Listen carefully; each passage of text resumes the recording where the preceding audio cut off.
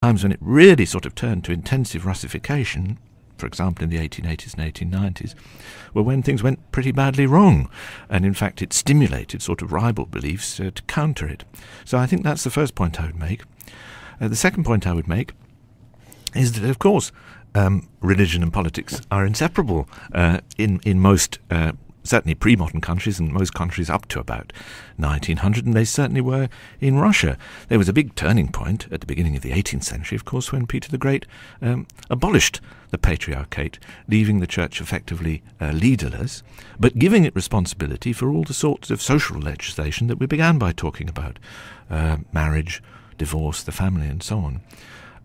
And it left them with responsibility for that, but gave the church no real sort of leeway to work on a parochial level to make it sort of solid and cemented. So the difficulty was that in the period that Lesley's just spoken about, by about 1905, when in fact some sort of modern politics hits Russia pretty hard out of the blue, the church can't really easily cope with the sort of possibilities which it's offered. And I don't think that's either positive or negative. I think it emerges from a certain set of historical circumstances. So in that period, certainly between 1905 and 1917, various churchmen did support different groups of political parties. They were advised not to by the Synod, who wanted to remain above and beyond party political dispute. But certainly there were churchmen who joined in on both right and left sides, more on the right than on the left, but certainly on both sides. But they didn't have the moral authority that they needed because they'd been deprived of the opportunity to administer it for much of the previous 2 centuries. Marat Sterin. I just want to say that I don't think that involvement of religion and politics was a feature of only the pre-modern era. It's quite common in the modern era and now. And we know, for example, from this country that only recently the bishops in the House of Lords challenged a considerable piece of legislation, but they challenged it not through involvement in a kind of particular close relationship with the state, but in their sort of position within traditional structures. And the same applies to Germany, for example. I mean, political parties have the name Christian, in their title. They're not directly involved in the state affairs. Even this is a bit sort of vague because churches in Germany are responsible for considerable areas of public policy. The problem in Russia that, in my view, not the church in general, but churches is such a big structure. We're talking about the leadership, the Moscow Patriarchate. Very often they are involved in politics from illiberal position. It's my problem. Yes, I mean, all the examples we heard, paedophilia, the family. I mean, I'm not against family values, but I mean, this is like hearing the right, even the extreme right, talk in America. As I say, for someone coming from a liberal position, that as I am, that's not very encouraging. I think there are other values that the Russian Church could represent. Just a reminder, you're listening to The Voice of Russia with me, Scott Craig, and today I'm discussing the role of the Russian Orthodox Church in political life with my guests Marat Sterin, Simon Dixon, Lesley Chamberlain and Vakhtang Kipshidze. Vakhtang Kipshidze, let me come to you. There was a poll quoted in Interfax saying that 71% of Russians were in favour of more church involvement in social life, whatever that actually means in practice. But is there a clear idea within the Orthodox Church about what that actually means and how they would actually do that? I think that the figures that 71%, as you said, support the involvement of church in public sphere shows that church really has moral authority among Russian people, among the people who actually adhere to the Russian Orthodox tradition. And of course, church feels it her responsibility to speak on behalf of these people in a different public context and to express the position of believers in its dialogue with state. It is one thing. And the other thing is that church also should not be a kind of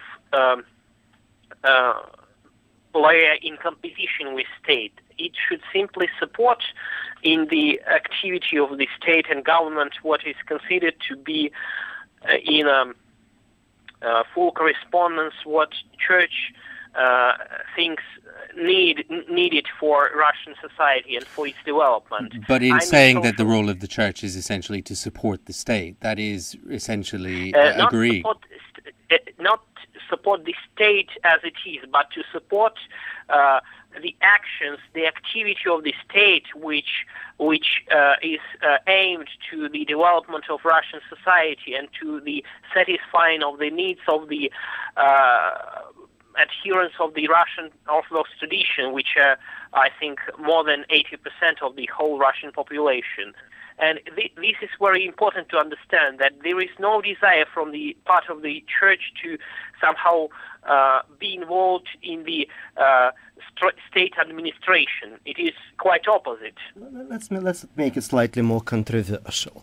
If the state, if the government doesn't want to interfere with the affairs of religious organizations, how can we explain the campaigns against the Jehovah's Witnesses which are now going on in all over Russia?